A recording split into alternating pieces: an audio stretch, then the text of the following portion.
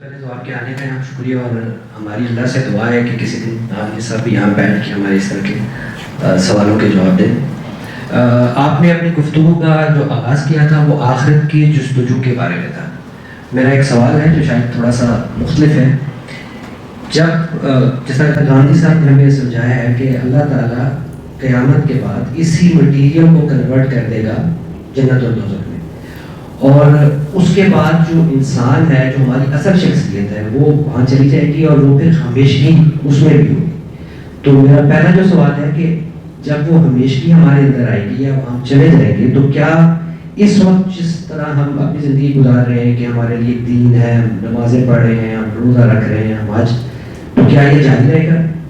اور دوسری بات یہ ہے کہ ہم ہمیشگی ہمیشہ صرف اللہ کے لیے کہتے ہیں، تو ہم جب وہاں چلے جائیں گے اور ہم بھی اسی طرح ہمیشہ زندہ رہیں گے، تو کیا جو شروع میں یہ میں بتایا گیا تھا کہ اللہ تعالیٰ نے جب یہ قالب بنایا تو اس نے اپنی پھونک سے ہمارے اندر یہ شخصیت ڈالی، تو یہ شخصیت کیا ہم یہ کہہ سکتے ہیں کہ یہ اللہ تعالیٰ کا حصہ ہے؟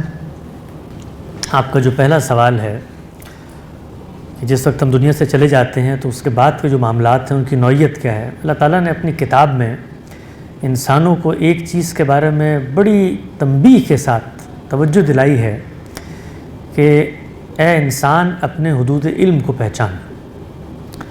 اس دنیا کے اندر ہم کسی بھی تصور کو ہمیشہ اپنے علم کے دائرے میں سمجھتے ہیں۔ انسان کا علم جو ہے وہ زمانے میں وجود پذیر ہوتا ہے، ہمارے سامنے کچھ چیزوں کی مثالیں ہوتی ہیں، ہم ان مثالوں سے کوئی تصور اخذ کرتے ہیں اور مماثل صورتحال پہ اس کا اطلاق کر دیتے ہیں۔ ہم کچھ معلوم حقائق کو جانتے ہیں، ان معلوم حقائق سے نامعلوم حقیقتوں تک چلے جاتے ہیں۔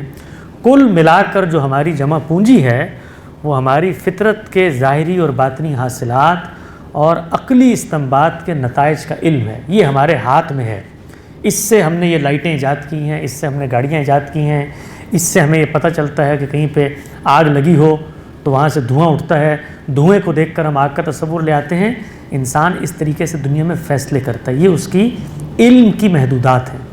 اللہ تعالیٰ قرآن مجید میں یہ کہتے ہیں کہ جتنا تمہیں میں نے علم دیا ہے یہ بھی تمہارا امتحان ہے کہ اپنے حدود علم کو پہچانو اور تم یہ جانو کہ تم کیا نہیں جان سکتے۔ یہ علم کی پہلی سیڑھی ہے۔ ہمیں یہ لگتا ہے کہ ہمیں اقصائے جہاں میں پھیلے ہوئے جو راز ہیں اگر ان کی حقیقتیں معلوم ہو گئیں تو ہمارے علم میں وسعت آ جائے گی۔ اللہ یہ کہتا ہے کہ یہ تمہارے علم کا امتحان ہے کہ تم ان چیزوں کی حقیقت کے در پہ نہ ہو جو تمہارے حدود علم سے باہر کی چیزیں ہیں۔ تو دنیا سے جانے کے بعد کیا ہوگا؟ اس کی ایک ہی صورت ہے کہ کوئی شخص وہاں جا کر ویڈیو بنائے اور لا کے دوبارہ مجھے دکھا دے، مجھے علم حاصل ہو جائے گا، کیونکہ میں تو حواس کے ذریعے علم حاصل کرتا ہوں۔ اور دوسرا ذریعہ کیا ہے کہ اللہ کا پیغمبر خدا کی خبر سے مجھے کوئی اس طرح کی بات بتا دے۔ تو یہ دونوں کام نہیں ہوئے۔ جب دونوں کام نہیں ہوئے تو انسان کو جس چیز پر توجہ دینی چاہیے، اسی کو قرآن مجید نے سورہ آل عمران میں بیان کیا کہ جن لوگوں کے دلوں میں ٹیڑھ ہوتی ہے، کجی ہوتی ہے، زیغ ہوتی ہے، وہ ان چیزوں کے در پہ ہوتے ہیں، متشابہات کے در پہ۔ متشابہات کا کیا مطلب ہے؟ وہ چیزیں کہ جن کی حقیقت کو تم نہیں پا سکتے، ان کے تصور کو تم سمجھ سکتے ہو، حقیقت کو نہیں جان سکتے، مصداق کو نہیں پہچان سکتے۔ کیوں نہیں پہچان سکتے؟ اس لیے کہ تمہارا دائرہ علم محدود ہے۔ تو اللہ تعالیٰ ان کو مثالوں سے بیان کرتے ہیں۔ آپ کو وہ بتائیں گے کہ اللہ تعالیٰ اگر آسمان پہ ہیں تو مثال کے ذریعے بتائیں گے کہ وہ عرش پر مستوی ہیں، جیسے انسان کسی جگہ پر بیٹھے ہوں، لیکن آپ آگے بڑھ کے کہیں جی ہم تو بیٹھتے ہیں الٹی پالٹی مار کے، تو اللہ تعالیٰ بھی ہاتھ رکھ کے بیٹھے ہوئے ہوں گے، تو ایسا نہیں ہو سکتا۔ جنت کے تصورات، جہنم کے تصورات، قبر کے حالات، برزخ کے معاملات، روح، اسی طریقے سے پیغمبر کے ساتھ وحی کا معاملہ، یہ سب متشابہات ہیں۔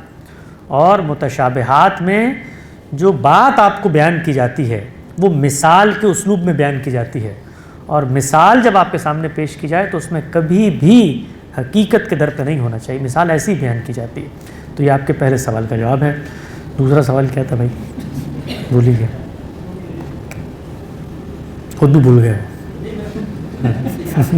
جی ہاں، دیکھیے اللہ تعالیٰ نے یہ جو بات بیان کی ہے کہ ہمیشہ انسان وہاں پر رہے گا، خالدین فیہا ما دامت السماوات والارض، تو یہ ہمیشگی اگر اللہ کی جو ہمیشگی ہے اس کے مترادف ہے تو اس کو اپنی ذات میں انڈیپینڈنٹ ہونا چاہیے۔ ہمیشہ کوئی بھی چیز اگر مقابل میں آپ پیش کر رہے ہیں تو اس کو اپنی ذات میں تنہا کھڑا ہونا چاہیے. یہ ہمیشگی اللہ کی تفویض کردہ ہمیشگی ہے. اللہ ہی کی ساری صفات ہیں جن کا پرتو انسانیت میں ڈالا گیا ہے. اللہ حلیم ہے، انسان کے اندر بھی حلم کا تصور ہے. اللہ رحیم ہے، انسان کے اندر بھی رحیمیت کا تصور ہے، شفقت کا تصور ہے. یہ سب اللہ کی صفات ہیں. اللہ منصف ہے، قائم بالقسط ہے، انسان کے اندر بھی یہ صفات ڈالی گئی ہیں. تو اللہ کی صفات کا پرتو اگر انسان میں نظر آتا ہے تو اس سے اس کی ہمسری نہیں ہوتی، یہ اس کی عنایت کردہ ہے.